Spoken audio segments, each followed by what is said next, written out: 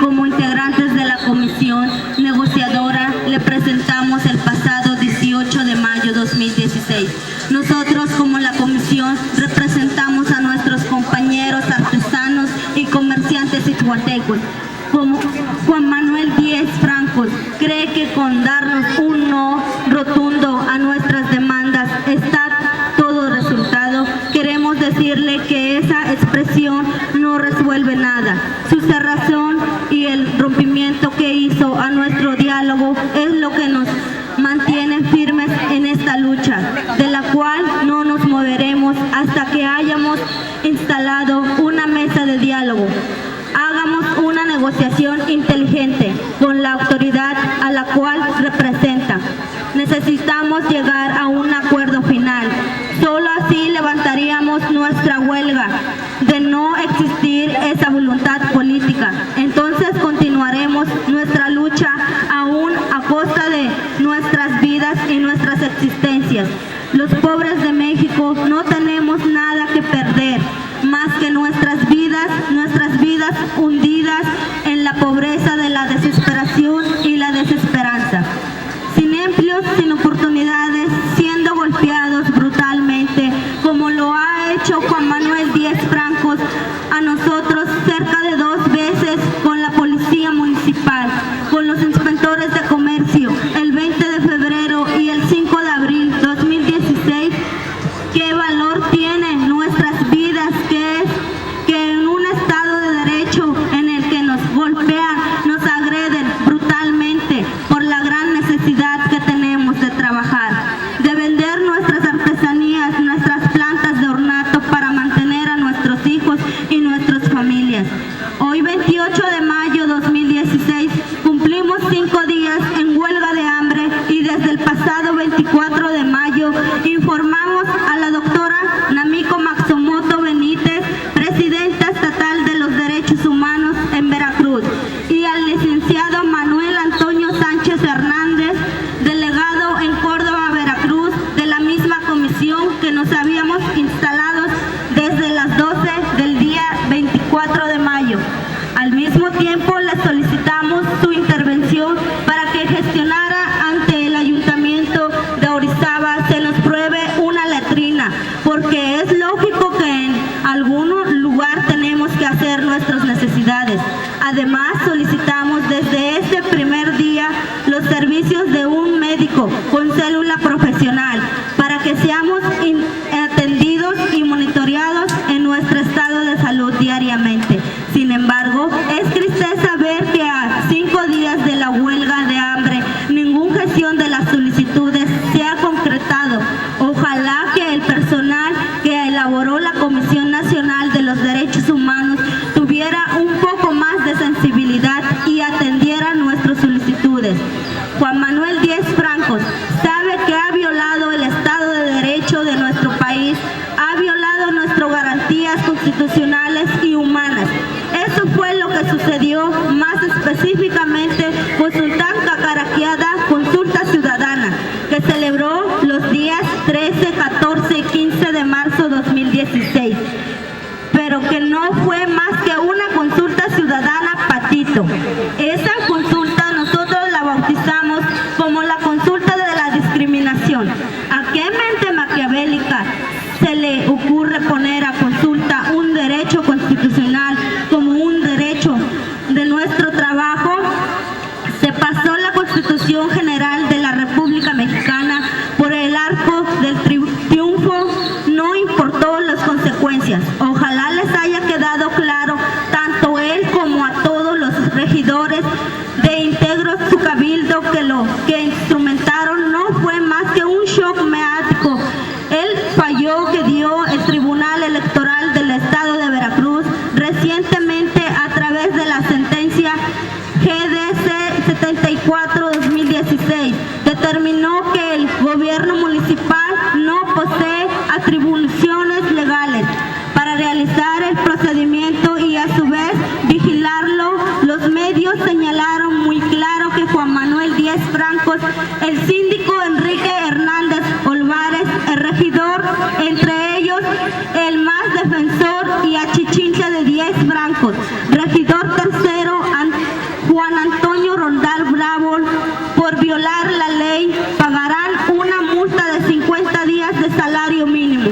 Y las dos brutales golpizas que nos propusieron, escondándose ellos en la resolución de su consulta ciudadana Patito, que nos la va a quitar de encima los golpes, las agresiones, las lesiones, el encarcelamiento que nos hicieron, que nos va a quitar todo eso de nuestra mente. Es curioso leer las declaraciones que hizo a la prensa el regidor tercero, Juan Antonio Roldán Bravo. Ayer 26 de mayo dijo que la posición del ayuntamiento se fijó hace un par de días. Cerramos el ciclo cuando le entregamos información que ellos requerían, se les dio un horario, un lugar ante ellos. Siempre hemos buscado hacer las cosas en el marco de la legalidad. La pregunta obligada para el regidor tercero, Roldán Bravo, es ¿cuál marco de legalidad? Pues que se ve que el marco legal que conoce es un marco muy sui generis, tan sui generis que ya les dieron que lo que hicieron fue ilegal, es decir, anticonstitucional, fueron del Estado de Derecho y nos rigió en México.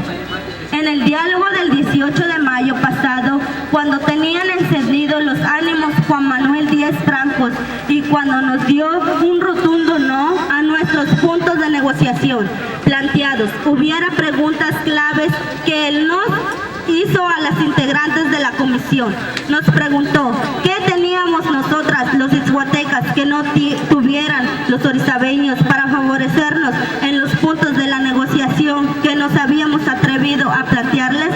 ¿Quiénes somos nosotros para exigirle a él como presidente municipal de Orizaba espacio para trabajar? Le responderemos públicamente ante el mundo esas preguntas. ¿Qué tenemos nosotros los ixhuatecos que no tuvieran los orizabeños?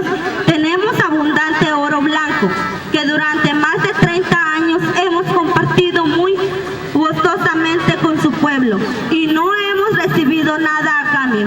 Son otros los que se han enriquecido y quieren seguir enriqueciéndose con sus recursos naturales. No es razón suficiente esa para que a cambio nos otorgue los permisos para quienes deseamos trabajar honradamente. Nos negamos a formar parte de la delincuencia organizada.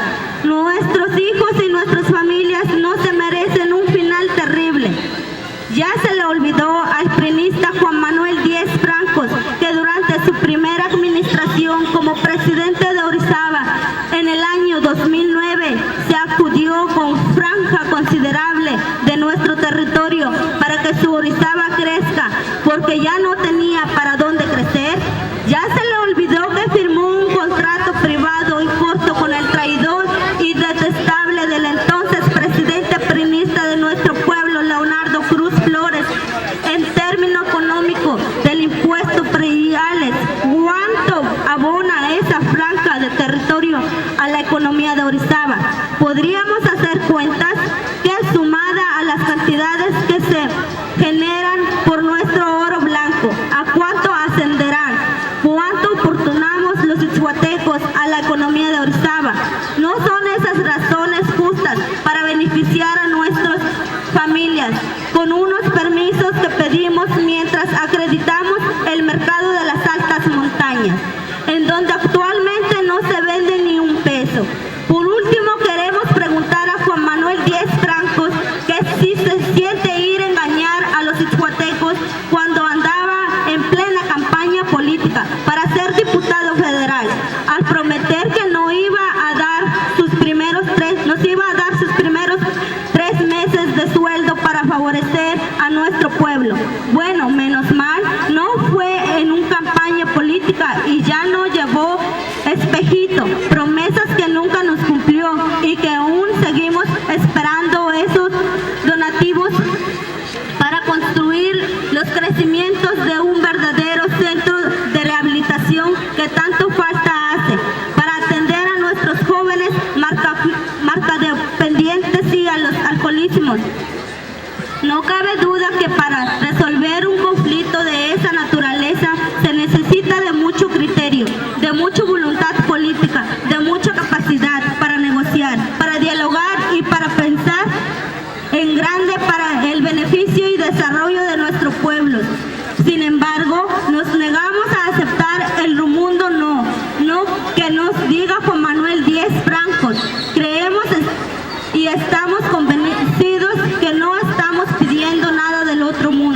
Nuestras demandas son hasta históricamente justas.